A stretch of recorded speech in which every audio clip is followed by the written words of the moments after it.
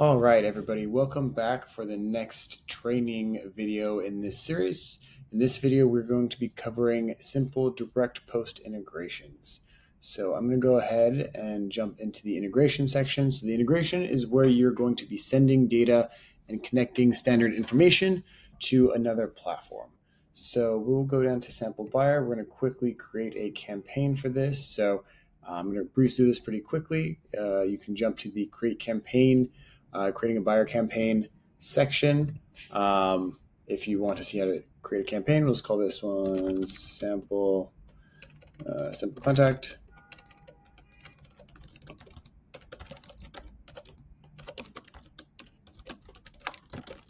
It's going to be a direct post, and then I've already set this up, and so we will be using the simple contact form.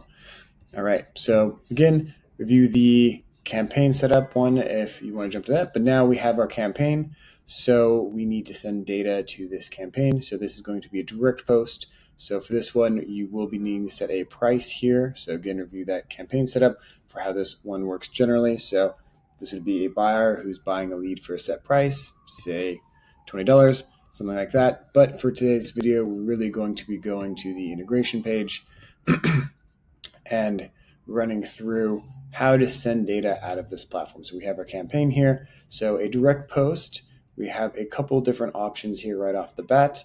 We can send the data out as an email, as an SMS, or as a data post. So this would be like a webhook via JSON, SOAP, or XML.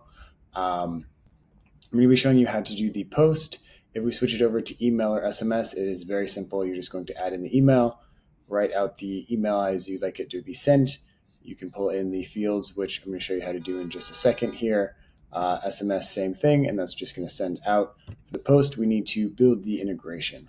So for this, to start off, what you're going to need from your buyer is most likely their specs. So sometimes people call this specs, sometimes they call it integration, some they call it integration document or spec document or API. It all means the same thing. It's going to be the endpoint or the webhook that we're going to be sending this information. And standard information, it'll generate it for vendor sending in data. So I'm using one of them that we have generated here. What you will get from the buyer will look something like this. It may not be quite as comprehensive as this. Sometimes it just comes in an Excel sheet or a Word document, depending on the sophistication of the buyer. It may or may not have a testing section. This one does because it's from our platform. So obviously we try and include everything for you guys here. But what you will for sure have is you're going to have this production URL. So this is going to be the endpoint that you send it to, and is going to have some information around the fields and what you need to send for that. So we're going to jump in and we are going to do this one together. So very first thing I always tell people is we have this integration link. So you can add the spec link here. I always highly recommend doing this. This allows our support staff to be able to come in here and look at the integration document and help you out if you run into any issues here. But you're going to do this. This is going to be a JSON. The platform accepts JSON and XML, so you could use either here, but JSON is typically your best bet. So, and if you don't know which one it is, when you get into your document here, usually there's something that says what format they're expecting. In this case, it says JSON here, and so we know that it's going to be expecting JSON. Usually that's going to be a good indicator is going to be under the headers here. Since we're doing a simple direct post, it's almost always going to be probably a JSON or sometimes an XML, but usually it's going to be one of these. And so they might not even specify, in which case you can kind of just assume it's going to be JSON. So we have our spec document. We've put it here. And so now the next part of this process, and I'm going to go ahead and break these out so we can work with them side by side. Sometimes that makes it a little bit easier. So we're going to go down to our fields here. So the nice thing about this platform, it is very easy. So we're just going to match up the field names. So we're in a simple one. So we're going to add, there's two ways to do it. You can add the full mapping, or you can quick add. We're going to start with quick add right here. And so we're going to look on this page, and the very first thing is what kind of job it is. So This is just a simple service form fill. This could be for anything. It could be for insurance, home services, legal, financial, specialty products, any kind of form fill that, or any kind of lead that you would potentially deal with. In this case, we're dealing with kind of like just a generic service that is being requested. So we're going to go ahead and look into it. I'm actually going to jump into the second one here, which is job.service. And so from R, we're going to select the best one from our side. And so you can also sometimes just get this. And so data.service needed is probably our best bet here. And then we're going to look at the format that they expect it in, which is going to be job.service. So you're just going to use the field name that they use. In this case, they accept a string. So this can be any string that we send in. So we're not going to run any issues here. So we're pretty good there. So we're going to go ahead and click create. And this has created our first vertical field. So now we have the buyer, what they're expecting. They're expecting it to be sent in job.service. And we have it saved in our platform as service.data.service needed. If you ever need to look at this, if you go into presets and you go to verticals, you can see exactly how your vertical is set up and how the fields are formatted. So we're going to go ahead and do the next one here. So it's job.timeframe. So they're expecting a number. We're going to add this one. Again, we can do the quick add if we want. So this would be job. This is going to be R1, which is going to be service.timeline. And they're expecting job.timeframe. Easy enough. Now, I know from the specs here that we also collect, and for this particular field, a number. So this is going to work out, and we can just save as is. We could do multiple of these at the same time if we wanted as well. So we can jump down here and look at another one. For example, we have landing page, metadata landing page URL. So we can already map this one up with form.lander. And we can see it's also set as a string. So we're good to go here. A lot of these you can add in really quickly. So we can do that. Nice thing is once they're in here, you can say if it's required or not. So most of the time it's going to say on here if it's required. And if it is, you can simply click required once here. Second one will be optional. So that means if we have this information, we'll send it. If not, it will omit the information or that you're not going to send it at all. So for these two, we can do this. Alrighty, so moving right along. So now we have job.ready. Now I'm going to open up a new tab here.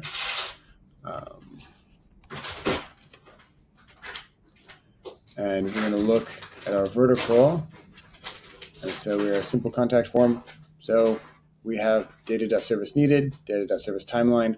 We're collecting these fields and these fields. First, last, phone, auth code. So in this case, we do not have the field they're looking for, which is job.ready. They're expecting it as a Boolean, which is a true or false, and it's optional. So we have two options. We could either not pass it, and it probably won't cause an issue, or we can pass the default. In this case, we're going to go ahead and do a default just so I can show you how it works. So again, we don't have this field. It's not in our list, so we can't pass it, but the buyer would like it. So what we can do is we can click, we don't have this field, we can't pass it, so we're going to pass the default. So if we're collecting the form, they're probably ready to be contacted, so we're going to go ahead and assume that is true. And then we're just going to copy in their field name here. So job.ready, and then they make it optional, so we'll make it optional as well. So it will pass every single time though, since it is defaulted, but it's just good to keep this all straight in case this ever changes. So we're going to go ahead and click next. We're going to jump into some of this later, some of the advanced stuff you can do, and then click save. So this is going to add it in here. Shows that we don't have this field in our side, but we are going to be sending the default true to job.ready. All right, so we can finish up the last ones here. So I always like to keep these in order. So we have job ready, service timeframe. So job ready, we can drag to the top here, service timeframe, and then we have lander, source. So we can go ahead and add in source really quick. So source, we clicked as source ID, and they want it as form.source. Great, easy enough. Great. Okay, the next one is they have full name, phone, and pin code. So for this one, we'll go ahead and they require it, looks like. Yep, so all these ones are required. So we want to make sure that they're all required on our end. So for the next one down, we need to figure out how to do full name. And then if we look at our specs here, we see first name and last name. So this is a case that we need to combine fields. So fortunately, we make that really easy for you guys. So we're going to go into full mapping here. What we're going to do is we're going to skip this section. We're going to go to advanced logic, but we need to put it in here. So they want person.fullname, easy enough. Person.fullname is required. And then we're going to click next. And there's a couple ways you can do this. My favorite and easiest way is we already have AI built into this thing. It's all over the place as you get into the platform. So we're just going to tell the AI to do it. So AI, we're going to say, hey, combine first and last name. You don't really have to be that precise. We're going to generate here. It's going to write our code for us. Now, we always like to make sure that that worked. So we have our setup here. So let's test this. John Doe. So took our sample data payload that's available in the vertical. John Doe, combined it into one field. Looks like we're off to the races. So we're going to go ahead and click next. Save. Person full name, fields done. Then we have person phone. So this one, I'm going to go do a full mapping because sometimes they have specific formats. So I'm just going to, in this case, I know that they don't, but I'm just going to show you really quickly in case somebody has a specific phone mapping, which is very common. And so this is where you can do like, okay, hey, we need to send only the numbers and without the prefix, numbers with prefix. And so this will show you, okay, hey, this is how we're going to be sending it. If expanded, it'll show. So like, okay, this is the example we get and how we're going to send it over to them. A lot of systems want the phone sent in a certain way. So we have a lot of these simple transformations built in ahead of time for you. In this case, we know that it's going to go through just fine, just as is, because our platform will accept it in any different variation. So we're good here. We're going to go ahead and click next, do advanced logic, and save. So we're good here. And so a lot of times there might be a pin code or something like that. In this case, we can ignore it because this is not a ping post setup. This is just a normal direct post setup. So we're pretty much good for this first field. So now the next thing that we're going to want to do is that we're going to want to scroll down here. We can ignore the appointment settings. I'll cover that in a different section. And so this is a post. So we can go over here. We need to find the post, and the post URL is here. So we're going to go ahead and copy this. This is the posting. Perfect. That's pretty much it for this. So this is going to be the destination. So wherever the URL that we're going to send this data to goes in this section. And then the next one is that we need to tell the system if it is going to be successful or not. So what are we looking for in terms of this to come back with to tell us, hey, yes, this was accepted. There's more fields that you can set up here, but for a simple direct post integration, status is the only one that matters. Everything else you can ignore. Confirmation ID can be useful, but status is the only required one. So we're going to look for our status here, which is the outcome of the post. So this is going to tell standard information, hey, we sent this lead over and it was accepted. We're going to look in here for this. So usually that is going to be set in the post response, and they're going to give us an option here for how to look for that. So in this case, the status is going to be success. So we know that the field that we're looking for is status, because this is the field here, status. If this was outcome, then this field would be outcome, but we're looking for the text status, and then they're returning back a static response. So this is going to be a single value, which is going to be success. So we're going to say, hey, this is required for success, and we're looking for the exact word success. This is case sensitive, so make sure you get that part right. this case, we're also going to put in the confirmation ID. Not necessary, but just useful too as an example. So they're going to be passing back confirmation ID. We'll go ahead and put this in here. We're not going to make it required for success, and it doesn't have a value here, so we can just leave that as is. So we're going to go ahead and click Save. Should be good to go, and now we're almost done here. So we're going to go over to the headers, and this is where we're going to be looking. This is pre-done to content type application JSON. Most of the time, the document's going to include a section for headers. You might Control F for headers or something like that. Sometimes it might be a URL encoded, so I'm just throwing that out here. That could be where everything's sent inline, in which case you have to add the URL encoded. You can Google that. It's pretty straightforward. But in this case, we're looking for, it'll accept either one of these. So content type application JSON and accept. So we have content type application JSON pre-put in here. The other header we need to add, though, is to tell the system, hey, what, how do we know this is from you? How do we authenticate this? And so we need to put our authentication header in here. And so we're going to do authorization.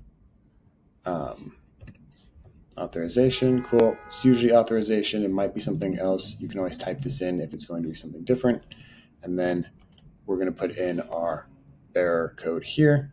So this is the API key that we're looking for. It might be called API key. You can type in whatever you need. So you can also type this in if it's going to be something not in the dropdown, but the dropdown makes life a little easier. So pretty much with that, you are good to go. So we're going to go ahead and click Save. So this wraps up just this part of the direct post integration. You will see here. So I will actually keep going and show you how the testing works here, but you can stop here for the direct post part. This is the full direct post if you're doing the API. Again, if you're doing an email or SMS, it's far simpler. You're just going to switch this over to email. You would put in the email address that you want it to go to. You can only put a single email address in here for distributions where you can send additional copies later on, but we use that first email to make sure if it bounces back, we don't accept a lead.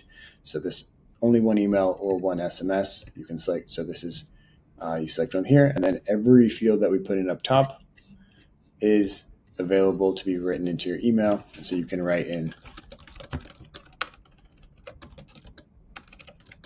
and then, the person's full name, whatever it is you want in here, and this will be delivered over. So this is the direct post setup. I will stop there, look for the next video for testing, and we'll go into testing direct post integrations.